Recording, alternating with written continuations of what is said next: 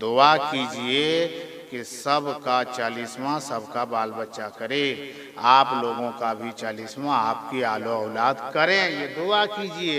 जिंदे में नहीं मरने का, समझ रहे ना? हाँ, पहले 40वां करा के एडवांस मत रखिएगा, इसलिए कि एडवांस रखने से फायदा क्या है, तैयारी तो कुछ है नहीं।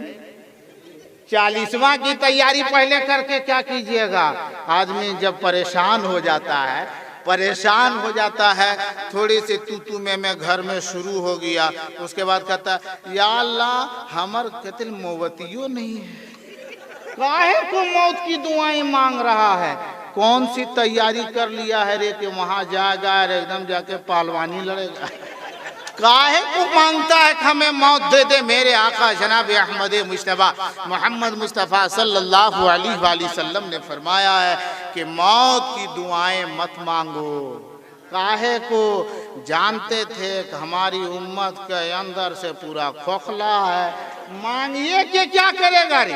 एक होता है ना कि जल्दी से हमको यहाँ से जाएंगे तो वो प्रोग्राम पकड़ेंगे तो वहाँ हमको कुछ मिलेगा, यहाँ से ज्यादा गड़बड़ है।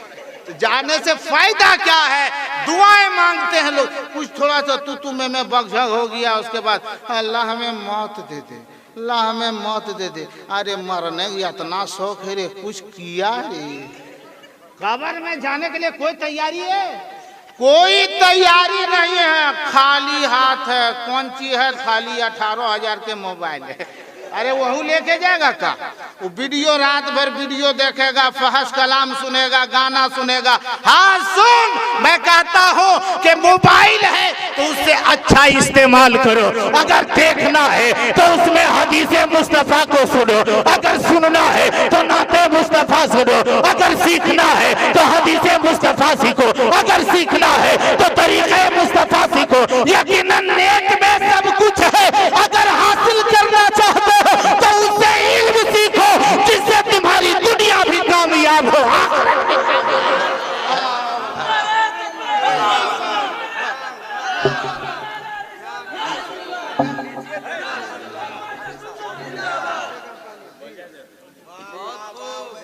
आज आदमी लोग माशाअल्लाह, अल्लाह फजल फरमा। आज देखते हैं कोई जब आदमी इंतकाल करता है उसको चादर ओढ़ा देते हैं, और जब गांव मोहल्ले में ऐलान हो जाता है, मस्जिद की माइक से ऐलान कर दिया, यहाँ भी इस तरह ऐलान होता होगा क्या? ये बहुत अफसोस के साथ ये ऐलान किया जाता है कि फलाने साहब के अब्बू फलाने मियाँ साहब इंतकाल कर गए हैं। तो सुनने के बाद क्या कहता है जानते हैं? वो कैसे मर गए? वहां दुआ पढ़ने का पढ़बे न करेगा, इन्हें कहेगा इन्ना लिल्लाहि व इन्ना इलैहि राजिऊन, सब कहेगा। तो कल तो ठीक है, ले मरले कैसे? अबे तुमको वो फिक्र काहे को है? मर गया, जाना तो सभी को है। दुआ पढ़ने के लिए तुझे हुक्म दिया गया है कि क्या करना, कैसे मर गया। अब दूसरा से कहोगा सुन लो कि जो कैसे मर गए, तो वो तू सुन के वो भी मर गया, वो भी सुना कि मर गया है। कैसे मर गया कैसे जानेगा वो? आप जाकर के उसी से पूछो कि तुम कल ठीके था आज मरा का है, तो वही जवाब देगा। तुमको दुआ पढ़ने का है कि वहां जाके उसको कैसे मर गया उसके फिक्र में लगल है। तुम भी मरेगा, तुम अपने तैयारी कर। जब जाता है ना, जब जनाजे कब्र ये क्या कहते हैं, चरपाई पे लेटा देते हैं मुर्दे को, जब इंतकाल कर जाता है चादर ओढ़ा दिया तो सब आदमी जाता है। तो जाने के बाद में गोड़ देखता है, अरे पैर देखता है, हाँ ये भी देखता, इन लोग भी देखा हुआ है। जब देखता है कि फलाने साहब का इंतकाल हो गया, कि जब भी जाता है एक आदमी वहां रहेगा, आहिस्ता से उसके चेहरे से कपड़े को हटा देगा। सब आदमी चेहरा देखेगा, फिर उसके बाद ढक देगा। सब आदमी चेहरा ही देखता है, उसके जिस्म में पैर नहीं है, पैर को देखो, उसके जिस्म में हाथ नहीं है, हाथ को देखो उसके। लेकिन देखता क्या? चेहरा देखता है। क्यों देखता है मालूम है? चेहरा देखने का हुक्म क्यों दिया गया है? कि चेहरा देख के पता चल जाएगा कि दुनिया में ये कैसा आदमी था, कितना नेक आदमी था। ए मुसलमानों, मरने के बाद अगर अपना चेहरा खूबसूरत बनवाना हो तो तुम हर बार जोहर का वक्त हो जाए तो तुम वजू कर लेना,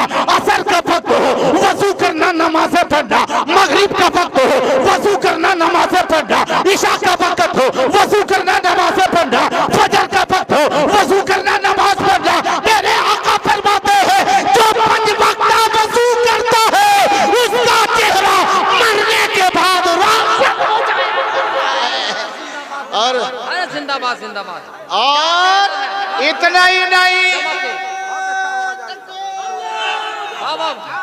अरे वाह, नारे तकबीर, नारे रिसालत, जलसे चहल्लू, नारे तकबीर, अल्लामा जहांगीर आलम ओवैसी।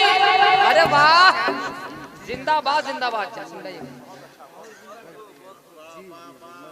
हश्र में उसका चेहरा खूबसूरत होगा जो ज्यादा से ज्यादा वजू करेगा। और आजकल आदमी वजू कम करता है, फेरन लवली ज्यादा करता है, वजू कम करता है, फेस वॉश का कोई कहना ही नहीं रह गया है। पर पचाड़ा पर पचाड़ा, पुटी पर पुटी, पचाड़ा पर पचाड़ा। अरे ये सूरत बना के यहाँ खूबसूरत तो हो जाएगा रे, लेकिन पता चलेगा मरने के बाद न रे बउआ कि क्या होता है।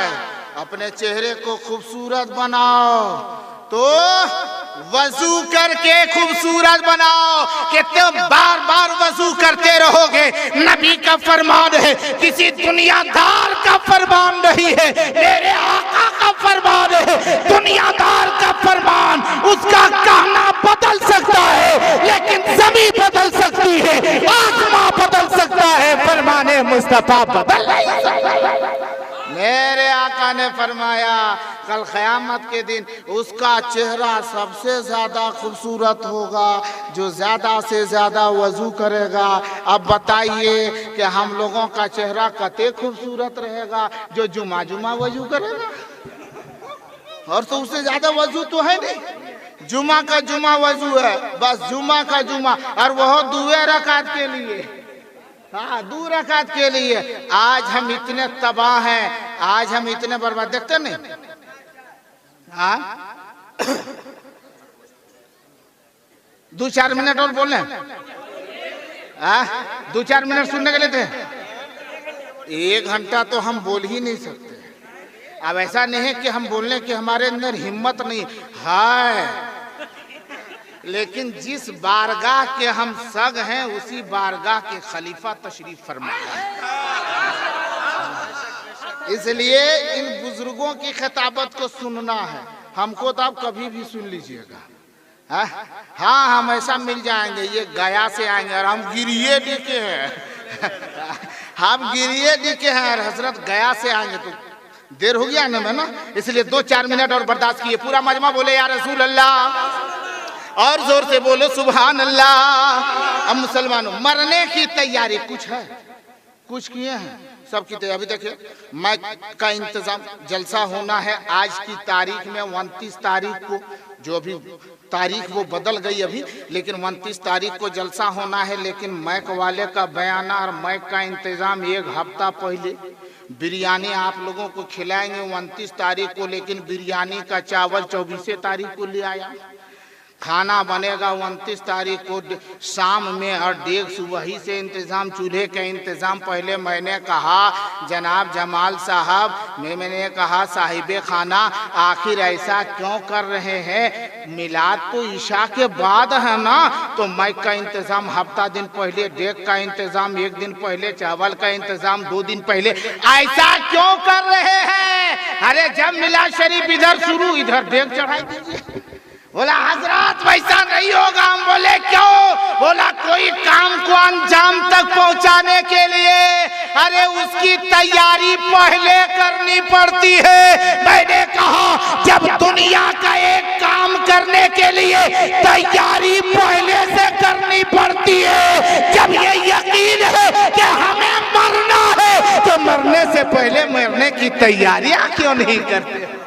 मरने की तैयारी लेकिन कैसे करें? क्योंकि बताइए बाल सफेद हो गया है, आप कुछ तैयारी कीजिए, मरने की कुछ तैयारी कीजिए, मरने के बाद क्या होगा उसके लिए कुछ इंतजाम कीजिए। तो जवाब क्या होता है?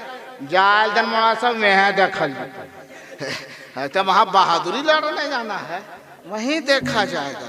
क्या देखा जाएगा? वहाँ लोग क्या देखते हैं?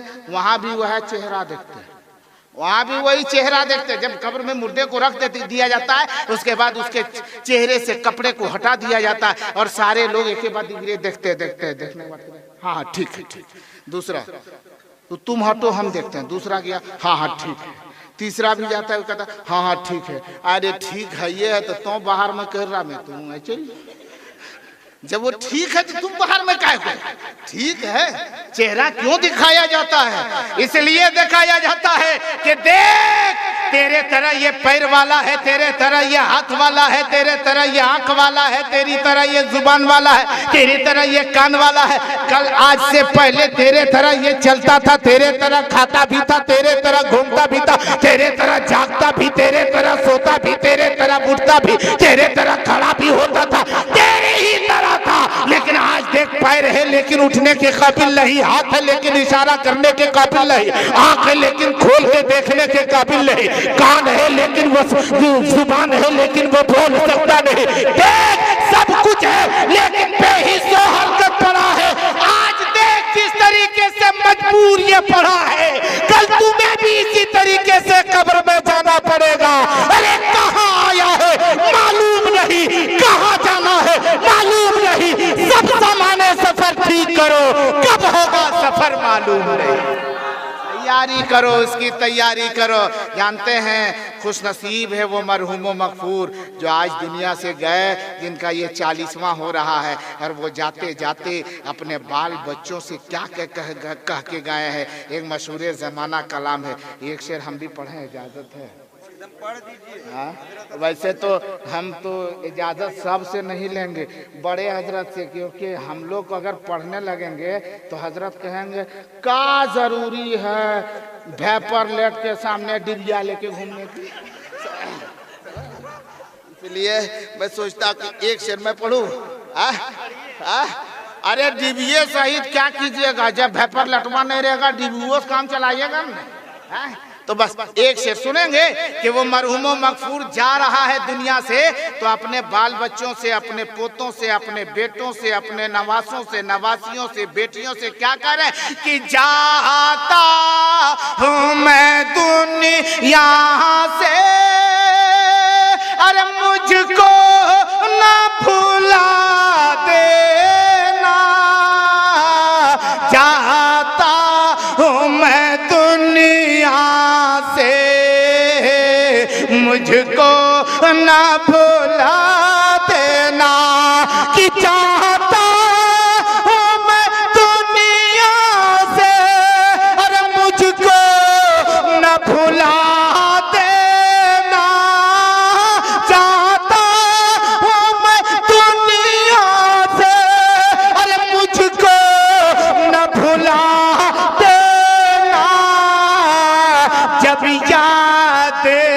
जब याद मेरी आए, जब याद मेरी आए, अरे बख्शिश की दुआ देना, जब याद मेरी आए, बख्शिश की दुआ देना। और तुम चाहते हो मेरे पोतों मेरे बेटों, मरहूम क्या कहता है, मेरे बेटों मेरे पोते, तुम चाहते हो मुझको मिल जाए अगर जन्नत, कि तुम चाहते हो मुझको मिल जाए अगर जन्नत, तुम चाहते हो मुझको मिल जाए अगर जन्नत, तो कुरान कुरान कुरान मुक़द्दस को अरे पढ़ पढ़ के सुना देना, जब याद मेरी आए, बख्शिश की दुआ देना। अब बाप से मोहब्बत करने वालों को हमने देख लिया, माँ से मोहब्बत करने वाले हैं, माँ से मोहब्बत करते हैं। अरे बोलिए ना भाई, माँ से मोहब्बत करते हैं? माँ को देखना, माँ को देखना, माँ को देखना, अरे जोर से बोल, माँ को देखना, बाप को देखना, उस्ताद को देखना, पीर को देखना, फिर से बोलो पीर को देखना। आप चुप हो गया कि गड़बड़ ना हो जाए। बोले दोबारा हम कहीं गड़बड़ाए नहीं, अभी ठीक है चल रहे हैं। बाप को देखना, माँ को देखना, उस्ताद को देखना, पीर को देखना, बीवी को देखना। जोर से बोलिए सवाब है। आज देखिए कर सवाब तो है, बीवी देखना सवाब है, लेकिन अपन बीवी देखना सवाब है। हाँ इसी तरह बोले हजरत बोला कि ये बताइए कि बीवी ने कहा अपने शोहर से, नौजवान देखते नहीं आज ये नौजवान लोग, माँ जब तक शादी नहीं हुई है तब तक माँ से काफी मोहब्बत है, और जब शादी हुई उसके बाद 6 महीना, साल, 1.5 साल, 2 साल के बाद में कैसे वो है वो फूंक मारती है, सब मौलवी मौलाना फूंक खत्म। देखते नहीं, माँ 9 महीने तक अपने पेट में रखी, 2 साल 3 साल तक गोदी में रखी, इतना फूक फाक की, लेकिन जब वो लड़का 20 से 25 साल हुआ, शादी हो गई, बीवी आई तो 6वें महीना वो एक फूक मारती है, सब फूक भस्म हो जाता है। माँ को छोड़ दिया, माँ को खाना बंद, बाप को पानी बंद, बड़ी मुश्किल से। और जब वही माँ बाप जब बूढ़े हो जाते हैं, चारपाई पे लेट गया, पांव हाथ काम करना बंद कर दिया, मुंह भी चलना बंद हो गया, तब देखिए ढकोसला, सब बेटा लोग, बहू लोग और सब दामाद लोग पहुंचेगा, और क्या लेके? रसगुल्ला ले पापा, पापा अजीब बोलिए ले पापा, चिन्हो हम महिला की चिन्हो, अजीब चिन्हो ले पापा ले रसगुल्ला के खो। क्या कहेगा बाप करता, अरे जब खाने के लायक था तब पकड़ियो नहीं दिया, और जब मुंह बंद हो गया तो ले रसगुल्ला, बेचारा तरस के मर जाता है। हकीकत में वो खा के नहीं मरता है, वो पछता के मर जाता है कि यही अगर 2 साल पहले दिया हो तब वो करता, ऐसे वक्त में देता है। सोचो माँ बाप की इज्जत करो जरा। बीवी कहे अपने शौहर से कि आप हमसे कितनी मोहब्बत करते हैं? बोला बहुत ज्यादा मोहब्बत करते हैं। बोला कितनी मोहब्बत? बोला अभी दूसरे काम में है, हिसाब किताब में है, ख्याल कर है, अभी दुकानदारी हिसाब किताब। बोला बहुत मोहब्बत करते। बोला नहीं आज हम मानेंगे नहीं, बताइए कितनी मोहब्बत करते हैं? शौहर झुंझला गया, बोला लैला मजनू से भी ज्यादा मोहब्बत करते। बोला और बताइए कितनी मोहब्बत करते? बोला जल्दी ये भागे, हम अपना काम करें, छुटकारा नहीं मिल पा रहा। बोला बताइए कितनी मोहब्बत करते हैं? तो शौहर ने कहा ये देख रही है क्या? बोला हाँ। बोला ये मोबाइल है। बोला हाँ मोबाइल तो है। बोला इसके अंदर में एक सिम है, पता है? बोला हाँ सिम है। बोला मोबाइल बगैर सिम के कोई काम का नहीं होता है, और सिम बगैर मोबाइल के कोई काम का नहीं होता। तो ये मोबाइल हम है और सिम तुम हो, माने हम बाहर वाला है, तुम अंदर वाली हो। तुम अंदर के इतनी मोहब्बत करते हैं कि तुम अंदर की चीज हो, इतनी मोहब्बत तुमसे एकदम बिल्कुल करेजा भी ज्यादा।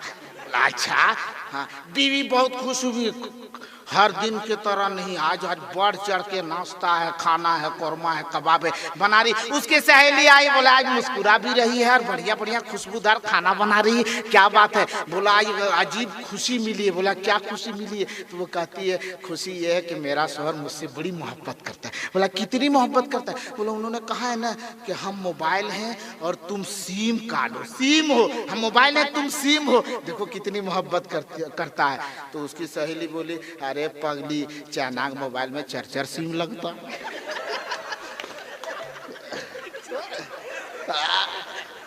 ख्याल रख, अब पता नहीं कौन सिम में इनकमिंग और आउट गोइंग है कि नहीं, सिम तो बहुत है। सोच, माँ से मोहब्बत करो। आओ सैयदना हजरत दाऊद अलैहिस्सलाम की बारगाह में वाज की महफिल सजी है, खिताबत की मजलिस सजी है, नसीहत की मजलिस सजी है। हजरत दाऊद अलैहिस्सलाम की बारगाह में लोगों का ठट्ठा मारता मजमा था। हजरत सैयदना दाऊद अलैहिस्सलातु तस्लीम की बारगाह में लोग वाजो नसीहत को सुन रहे हैं। उसी में हजरत दाऊद ने देखा कि एक आने वाला आया है जो तो कोई इंसान नहीं है हमारी उम्मती में से नहीं, हमारे गुलामों में से नहीं, हमारे उन चाहने वालों यकीनन अपने दोस्तों साहबियों में से नहीं है, बल्कि आने वाला आया है तो इंसान नहीं बल्कि आसमानी फरिश्ता है। वो हजरत इजराइल को देख के हजरत दाऊद ने पूछा था, दाऊद ने पूछा था, ओ हजरत इजराइल, ये तो नसीहत की महफिल है, ये हमारी जनता की महफिल है, ये हमारे साथियों की महफिल है, हमारे चाहने वालों की महफिल है, आखिरकार इस मजमे में तेरे आने का सबब क्या है? तो हजरत इस्राइल ने कहा था कि हुजूर हम आए हैं इसलिए कि इस महफिल में एक नौजवान बैठा है और टाइम हो रहा है इसके रूह निकालने का, और इसके रूह निकालने का टाइम हमको दिया है और जगह भी दिया है, इनके घर में निकालना है और ये आदमी अभी तक यहीं बैठल है, तो जाएगा कब, इसी के इंतजार में हमें।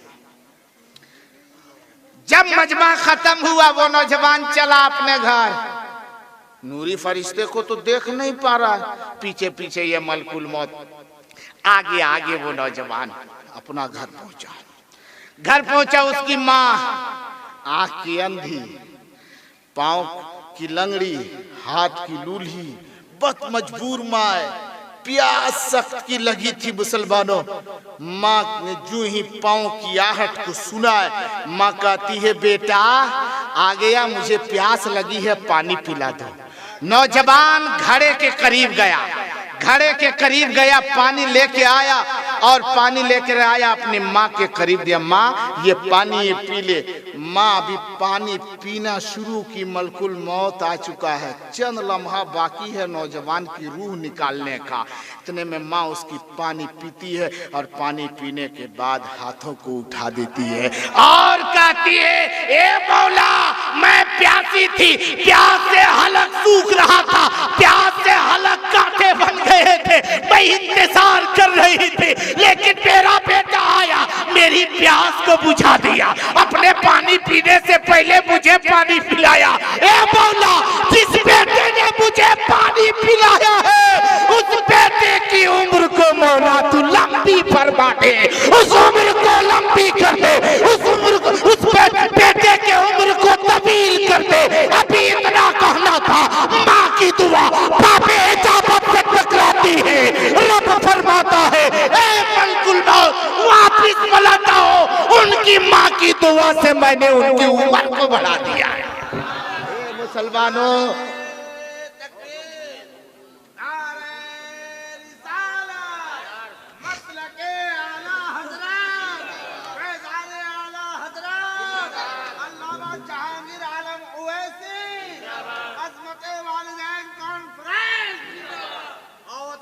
यकीनन मुसलमानों, माँ कहती है मौला मेरे इस बेटे ने, तेरे इस बंदे ने मुझे पानी पिला दिया, ये मौला मेरे इस बेटे की उम्र में इजाफा फरमा दे। कुछ दिनों के बाद हजरत दाऊद अलैहिस्सलाम ने देखा, मलकुल मौत से मुलाकात हुई और फिर उसके बाद वो नौजवान तो चल फिर रहा था। कई दिन गुजर गए, महीना गुजर गया, मलकुल मौत से जब मुलाकात हुई हजरत दाऊद ने पूछा, है मलकुल मौत उस नौजवान की उम्र तो खत्म हो चुकी थी, आखिर उसकी रूह को तूने निकाला क्यों नहीं? वो आज भी जिंदा उस दिन कह रहा था ये अब मरने वाला है। तो मलकुल मौत ने कहा, ओ अल्लाह के नबी सुन लीजिए, उसने अपनी माँ को एक गिलास पानी पिलाया और माँ ने उसकी उम्र की बरकत की दुआ कर दी।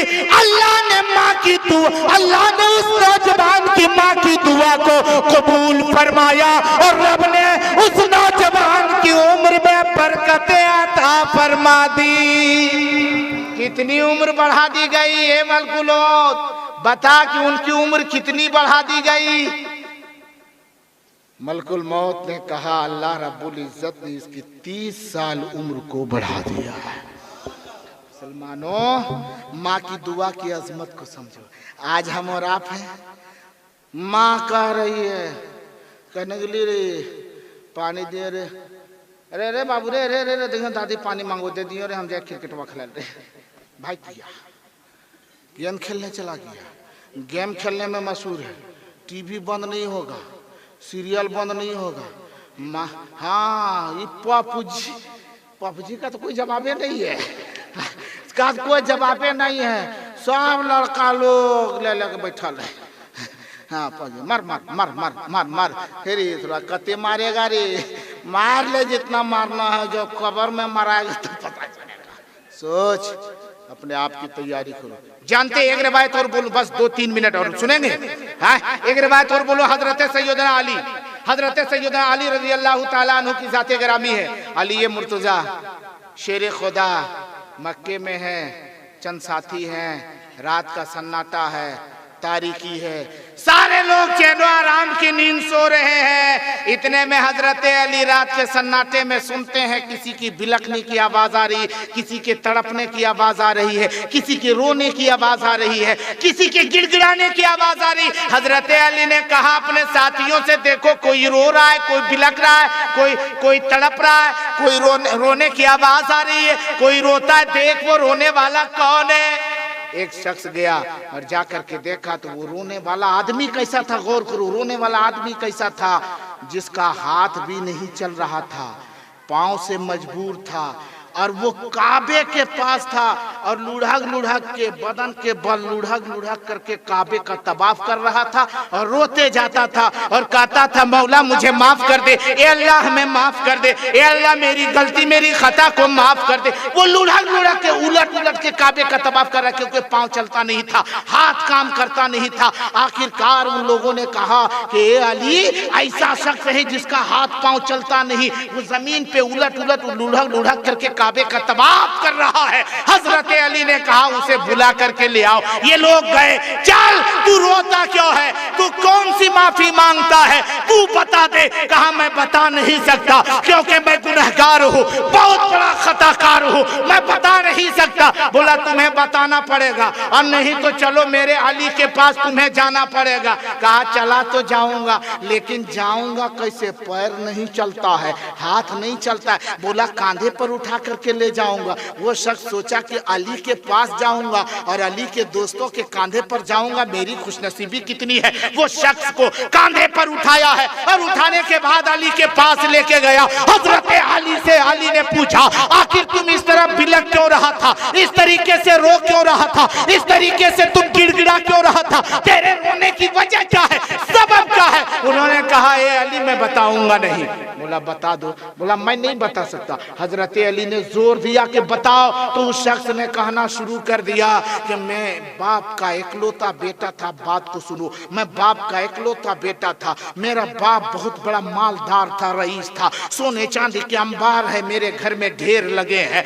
बाप ने मेरे लिए तिजोरी को खोल रखा था, जितना चाहता नोट पैसे निकालता और ले जा करके मैं उसे खत्म करता। यहाँ तक कि मेरी आदत बिगड़ गई, बुरों की संगत लग गई, शराबियों की संगत लग गई, जुआरियों की संगत लग गई। अब मैं जुआबाजी में करने लगा, जुओं के अड्डे पे जाने लगा, गुनाहों के अड्डे पे जाने लगा। मैंने पैसे को बहुत बर्बाद किया। जब मेरे बाप को पता चला है, मेरे बाप ने मुझसे कहा कि तुम जुआरी हो, जुए के अड्डे पे जाते हो, तुम शराबी हो, शराब के अड्डे पे जाते हो, तुम फला के पास जाते हो, वो गुनाह करने वालों गुनाह के अड्डे पर जाते हो।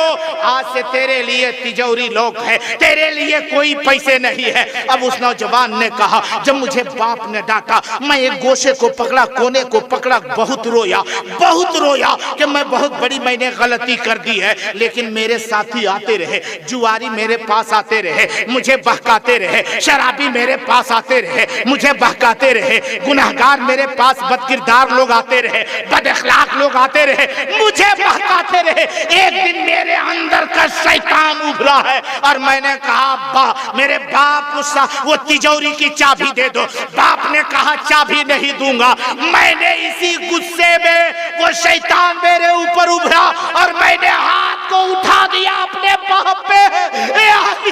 मैंने हाथ को उठाया था, मेरे बाप के आंखों में आंसू आ गए, मेरे बाप को चेहरे, मेरे बाप का चेहरा मुरझा गया, मेरे बाप बिलखने लगा, मेरे बाप के आंखों से आंसू आने लगे। मेरे बाप ने चंद कपड़े को झोले में सिमेटा है और अपने घर से मेरा बाप निकल चुका है, पता नहीं कहां चला गया। मैं गुनाहों में बोलो पिस रहा, लेकिन मेरा बाप है, मेरा बाप है, मेरे बाप मेरी नजरों से गायब हो चुके। मैं यासी करता रहा, अचानक मेरे हाथ में फालिज लग गई, हाथ काम करना बंद कर दिया, पांव चलना बंद हो गया। मैं जमीन पे अकेला घर में उलट उलट के चलता था। कुछ दिनों के बाद मेरा बाप वापिस आया है, और जब आया है मेरी ये हालत को मेरे अब्बू ने जब देखा है, मेरे बाप की आंखों में आंसू आ गए।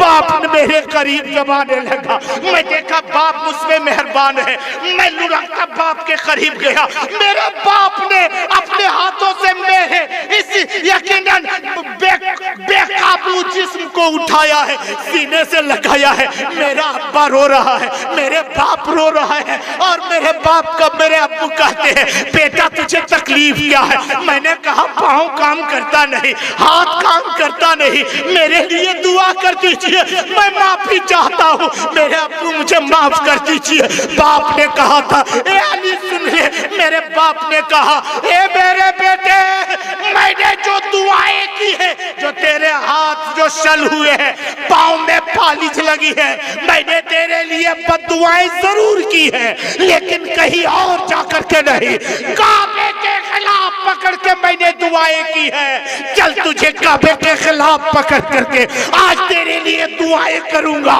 कल तेरे लिए बद्दुआएं की थी, आज मैं तुझसे राजी हूँ। बाप ने कहा बेटे चल, बेटे ने कहा अब्बू कैसे जाऊंगा? एक खच्चर को लाया, उस पे अपने बेटे को सवार किया, खुद भी सवार हुआ और चला है। कुछ ही दूर अभी चला, वो नौजवान कहता है, ए अली, अचानक मेरे खच्चर के पाँव में ठोकर लगी, मेरा बाप इधर गिरा, मैं इधर को गिरा। थोड़ी देर में जब मैं लुढ़क लुढ़क के बाप के करीब गया तो मैंने देखा मेरे बाप की रूह कब से उनसरी से परवाज कर गई। मुसाफिर आते गए, जनाजे की नमाज पढ़ के दफन कर दिए, और तब से मैं इसी तरह लुढ़क लुढ़क के काबे के पास आया हूँ, और 1-2 साल नहीं, आज 12 साल से इसी तरह दुआएं मांग रहा हूँ, लेकिन अल्लाह मेहरबान मुझ पे नहीं, या तो खुदा मेरी दुआओं को कबूल करता नहीं। हजरत अली ने कहा चल उसी काबे के पास चलता हूँ।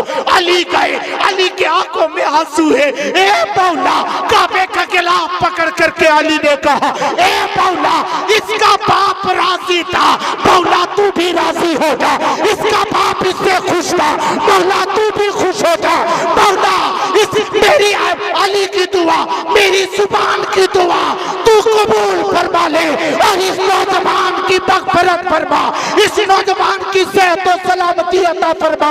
इतना कहना था कि उस नौजवान की जिस्म में ताकत आ गई। अली ने फरमाया, ए लोगों, अगर माँ बाप तुझसे नाराज है तो कभी खुदा खुश नहीं हो सकता। अगर अल्लाह और उसके रसूल को राजी करना चाहते हो तो पहले अपने माँ बाप को राजी करो। माँ बाप राजी है, अल्लाह और रसूल राजी होता है। ले मेरे मुसलमानों, हमें और आपको चाहिए कि अपने माँ बाप को खुश रखें, नमाज की पाबंदी करें, मरना सभी को हो उसकी तैयारी करें, अच्छा अमल करें, हमेशा पाक व साफ रहें।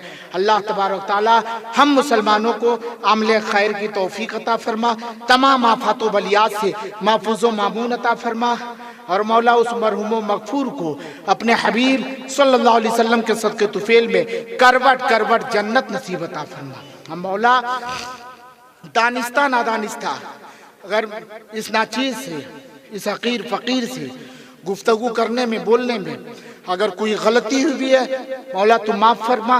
मैं तौबा करता हूँ, अस्तगफिरुल्लाह रब्बी मिन कुल्लि ज़ंबिन व अतूबु इलैहि, ला इलाहा इल्लल्लाह मुहम्मदुर रसूलुल्लाह सल्लल्लाहु तआला अलैहि वसल्लम। अस्सलामु अलैकुम व रहमतुल्लाहि व बरकातहू।